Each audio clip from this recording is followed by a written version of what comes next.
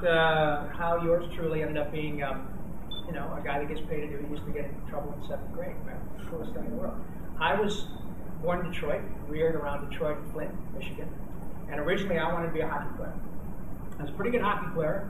And then fortunately for me and my teeth and my career, at about age 17, when I had an opportunity to move on and play in college, I had an opportunity to do a little tryout for several different teams. And some kid from Winnipeg, Manitoba hit me so hard that I still have words flying around my head. And it was a perfectly legal hit. It wasn't anything like the guy was fighting, because look at me, I'm not a very imposing, I don't got a really imposing swat, although I'm a really good skater, so I can get the hell out of the way. But this kid drilled me so hard, and when I finally came to it, I thought, okay, the guy did me a favor. I've reached the point that I know that I can't make any money. I have neither the talent nor the temperament to make any money as a hockey player. So hockey became an avocation. And I decided to fall back on something really solid, like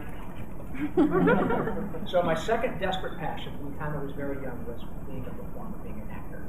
And my parents, God bless them, encouraged both, I should say not both, but all four of us. I have a brother and two sisters. My brother lives 10 blocks from here, and he was an actor for many years and has lived in Hell's Kitchen since, gosh, 1980, I guess. Anyway, they fostered a deep love of performing in all of their kids. When I was a kid, bless you, when I was a kid, you know, I was like most kids into rock and roll, and loved rock and roll. Still a huge rock and roll fan. But my parents were like, look, if you want to listen to Led Zeppelin and the Beatles and the Who and Yes and Tull and Emerson, Lake and Palmer and all that stuff, you can, but you've got to listen to just as much Prokofiev and Shostakovich and Brahms and Debussy and Mahler. So now I have a deep, desperate love of classical music as well, and pretty much all music. My wife's from North Carolina, and we were just back there. One of the reasons this was kind of on the spur of the moment is my mother-in-law passed away a couple of weeks ago, so it was kind of hard to arrange all this around, you know, being in North Carolina dealing with the funeral. But when I'm back there and I flip on the radio, man, I mean that is country. Them old boys talk like this. That's all like, you know, you're that fella who makes them funny voices out there in Cali. I think you're funny. And so I find, wow, I really dig this too. So I really appreciate and love all music, show tunes. I mean, I really do. So anyway, my parents fostered this desperate love of performing and started working on it.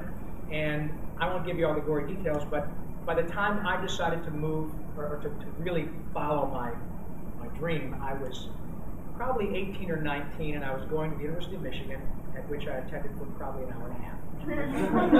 And as I was saying to Eric earlier, I remember the day quite clearly that I lowered the boom on my mom and dad. I'm the oldest of 4 children, and I said, God, I got to tell you, love you, Mom and Dad, but I'm wasting your money and my time. Of course, you can imagine, and I can too, now that I have a 27-year-old college graduate of my own, that their first reaction was not like, oh, great, good for you, you're going to go be a movie star. It was like, what?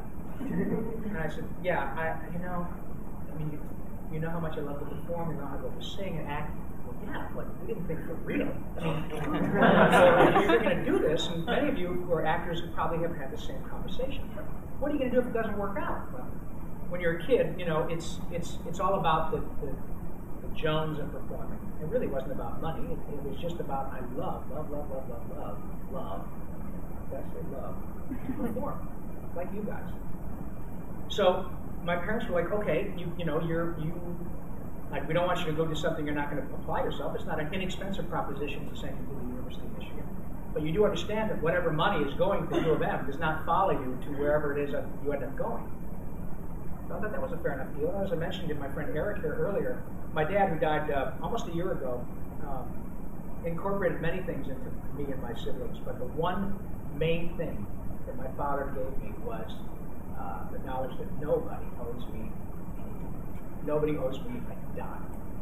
The biggest gift I got, not to pontificate in patriotism, although I'm quite a patriot, I guess, but at least in my own mind. He said the biggest gift you got is being just born in this country.